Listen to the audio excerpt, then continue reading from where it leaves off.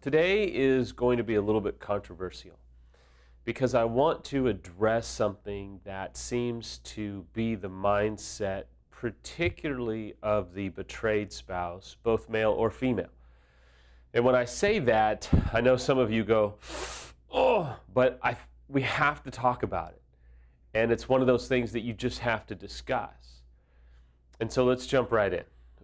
Time after time, not everybody, but a lot of betrayed spouses will say to their unfaithful spouse, this is your problem, you did this, you go get help, you go get fixed.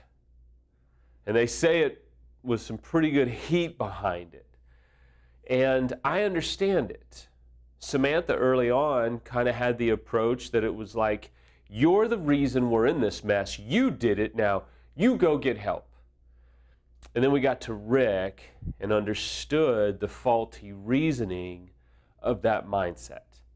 You see, when you got married, you became one. And this hurts, but you were supposed to become one. You were supposed to not lose yourself, but join yourself with another. It takes two for a marriage to work. It takes two lives coming together that produces a marriage. And so, unfortunately, my friends, you're in this together. Whether you like it or not, right now you are tied to your spouse. For better or for worse, you are one. And so you can't take the approach that says, as a betrayed spouse, you're the one that did this, you go fix yourself, because that mentality just doesn't work. And let me tell you a few reasons why. One is, it is true. The unfaithful spouse has cheated. He has brought this upon the marriage. It is not your fault as a betrayed spouse that you weren't good enough or didn't do this or didn't do that enough that justifies his cheating. Never in a million years. However, you are tied with him or her. You cannot separate yourself out of the trauma, and so you're going to have to be involved in it. Getting back to my original point, part of the reason why you're in this mess is because the unfaithful spouse has been in their own world anyway. The last thing that they need to do is remain in their own world. It was being in their own world that caused the chaos in the first place. The last thing that we need to do is send them back into their own world, because it will only get worse. And that's just the God's honest truth.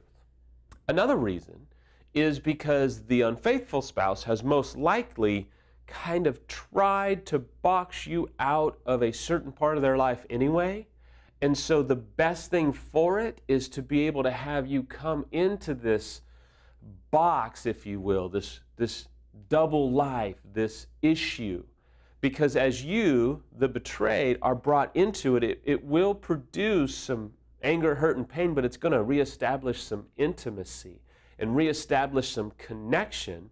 And as you get reconnected, you can begin to then reconnect with a sense of intimacy, understanding, and an awareness of what's really going on. You see, as the betrayed, you can deny your reality or you can accept it.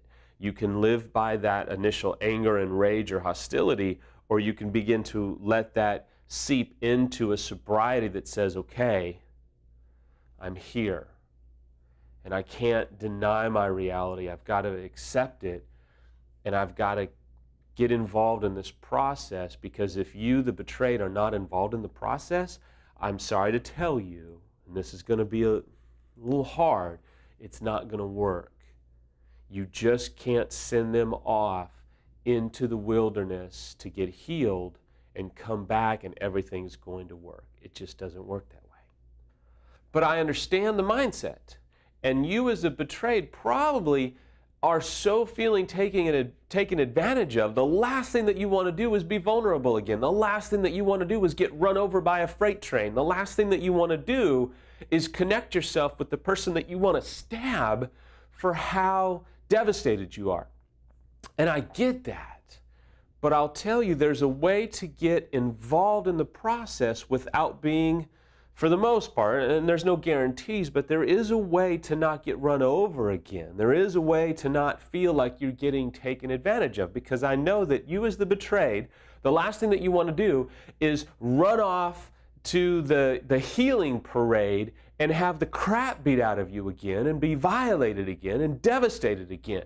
And I understand that, but I'm not talking about that.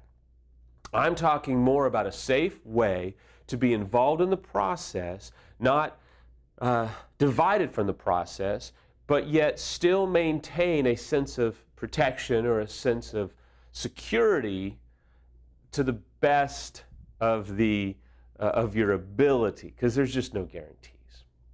What you can do is, number one, get expert help.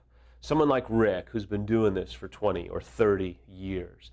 Someone who's going to be able to create a safe atmosphere to have you not be the reason they cheated, but the ability to be able to forge ahead slowly and safely. Number two is you can put some very healthy conditions on the recovery process. For example, you may have to say, I'm willing to get in the boat with you if you'll attend a 12-step program, or if you'll do something like the EMS Online, which you can find on our site, or you'll do the EMS Weekend, or you'll do Hope for Healing, or you'll do some professional counseling with an expert in infidelity that I've found. If you're not willing to do these things, then I can't be vulnerable again with you, and I can't get into this process with you if you're not willing to do A and B and C. And if you're not willing to do that, then I'm going to pull back. And then there's going to be some repercussions to you, the unfaithful's unwillingness to do these things to help me feel safe. If you want me in the boat of recovery, you're going to have to do these things. And then number three, I would encourage you to put a timeline on it. I would tell you, before you make any hasty decisions and before you pull the ripcord, give it somewhere between 60 and 120 days of getting help, of working recovery, of doing recovery work, and empower yourself that way. Don't think that you're going to empower yourself by pulling the ripcord and saying, you go fix you. It doesn't work. It didn't work with us. It doesn't work with thousands of other people, and I'm sorry, but it won't work with you.